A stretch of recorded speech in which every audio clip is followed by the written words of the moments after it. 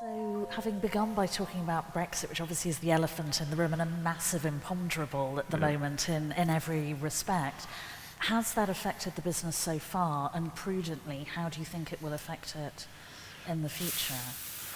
Just, there's so many sort of awful things that happen to a business like ours.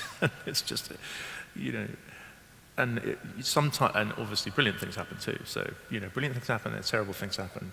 And Brexit's a bit like that. There are like really good things about it, and there are terrible things about it. So what are the really good things, and what are the terrible things, specifically for the business? Good things are when we're selling lots of stuff in America, it's very good because of the currency. When we're buying a lot of things in China, which is pegged to the dollar, then it's bad. Mm-hmm. So there's a lot of sort of currency shenanigans, and we're not quite. It's sort of tipped against us, but it could be a lot worse. If we were selling everything in the UK and buying everything in dollars, then it would be worse. So far not so problematic. Obviously, the trade situation will complicate things, but then we already trade with a lot of markets that aren't in the EU. So UK is our biggest market, followed by US, followed by sort of Europe as a cluster.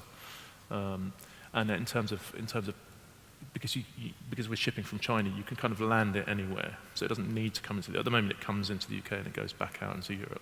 So actually you could just reorganise distribution. It's just more paperwork, and by the time it gets settled, hopefully we'll be in a position to be able to split orders and not have to we can just drop them in different places.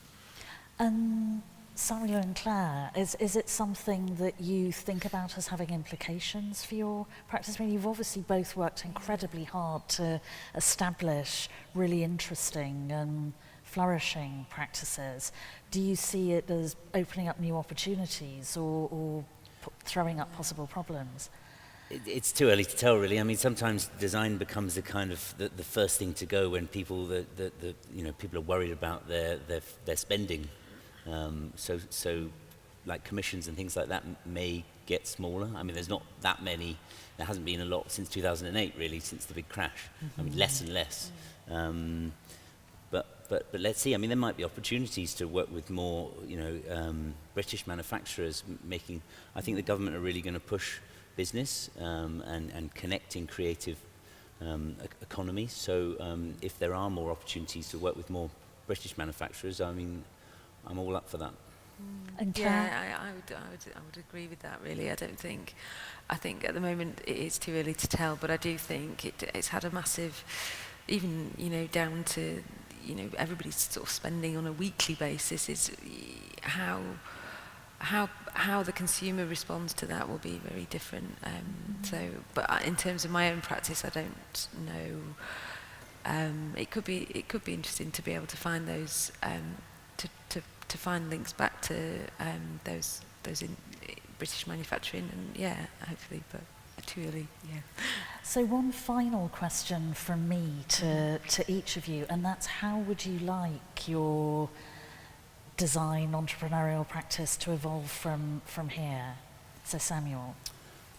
Just to continue growing, really. I'm doing lots of different things, and just to have lots of variation in my practice, and then to do things that have integrity and that will hopefully last a long time. Well, it's a lovely ambition to end on, Claire. Yeah, I think I'd like to do more collaboration pieces, so more collaborating with either craftspeople or more collaborations across kind of different with technology or going from one extreme to the other, really, sort of tradition to technology and somewhere in between. So, yeah. Okay, and Nicolas? I think just build it up and bring all those ideas that are waiting in the wings out and see them come to life. I mean, after 5 years, it's a little bit too long, but it's a great moment. I was just showing Claire, we got the threes hanging in MoMA's window in New York, and it's good. It feels so good for it to be out in the open, out in the wilds. Yeah. And you'll bring back Concord, obviously. It's 21st century version. Well, thank you very much, the three of you. I mean, it's just been fascinating to hear about your working lives and your working practice.